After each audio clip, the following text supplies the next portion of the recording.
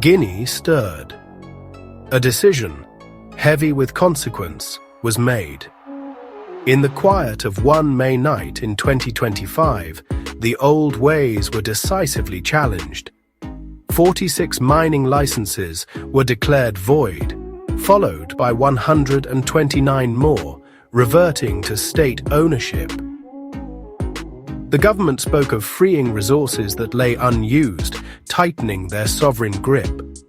This was no mere administrative shuffle. It was the land itself, finally speaking through its leaders. The world watched, wondering what this shift signified for the continent. The official words were clear. It was about Africa's land being wasted. Vast tracts lay dormant, held by foreign hands that showed no urgency to cultivate their promised bounty. For the people of Guinea, hope and pride surged. Their land, a source of immense wealth for distant others, was finally being claimed for them. The soil, rich with minerals, had cried out in silence for too long. Now, those in power were listening.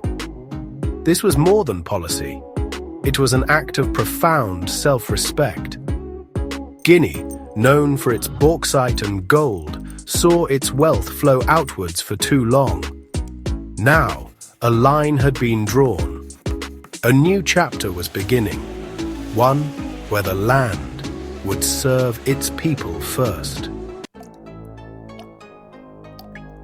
The land felt betrayed. This sentiment was the true wellspring of Guinea's bold move. Companies, often foreign, held vast tracts of mineral-rich land, making grand promises. Yet the land remained fallow, its treasures locked away. The Guinean government moved with purpose. The Ministry of Mines began digitizing every permit and claim. This was a new kind of vigilance. Guinea demanded accountability, not as a favor, but as a right. This was a quiet revolution, fought with data and determination. The message from Conakry was clear. Mining operations must build communities and empower local populations. Guinea's mines minister articulated this new philosophy. The land was a sacred garden to be cultivated responsibly. The story of Africa's wealth is ancient, often written in exploitation. For centuries, powerful nations saw Africa as resources, not partners. The physical chains of slavery were broken, but economic chains remained. These were forged in unequal treaties, maintaining control over Africa's destiny. The land was rich, yet its people remained in poverty. Guinea's bold step in reclaiming its mining licenses is a challenge to the old order. It is a declaration that the time for one-sided exploitation is over. The echoes of past chains are being drowned out by self-determination. Guinea is saying, our land, our resources, our future. This is about breaking free from a suffocating shadow. From Burkina Faso, Captain Ibrahim Traoré spoke of Africa's plundered resources. His message was simple: reclaim them for Africa's children. This was a call for true sovereignty, not just symbolic trappings. Across the Sahel, similar winds of change were blowing.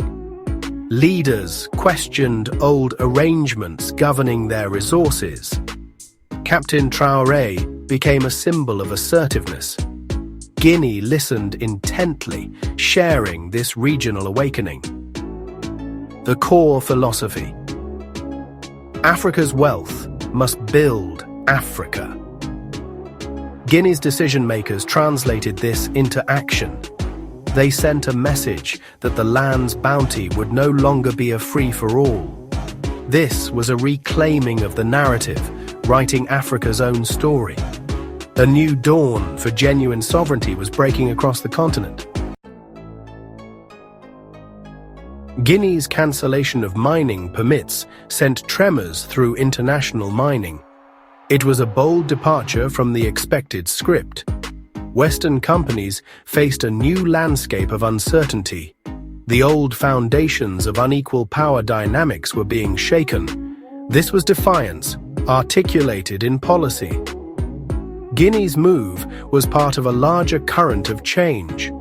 A new generation of leaders sought greater control over their mineral wealth. They aimed to maximize revenue for their economies and reduce dependence on foreign aid. This collective momentum created a united front of resource nationalism. For Western corporations, the risks of operating in the region increased. The era of easy profits was drawing to a close. A new form of partnership was being insisted upon. From Paris, the whispers were of deep concern. France watched Guinea's move with apprehension. The old model of influence was being challenged. Washington observed with keen interest. The US weighed Guinea's actions and their potential repercussions. Would this lead to greater regional instability or sustainable development? China, a dominant player in Guinea's bauxite sector, adapted pragmatically. Major Chinese firms affirmed their commitment to Guinea. Across Africa, reactions varied. Some leaders saw Guinea as a trailblazer, others worried about economic disruption. The continent was alive with debate.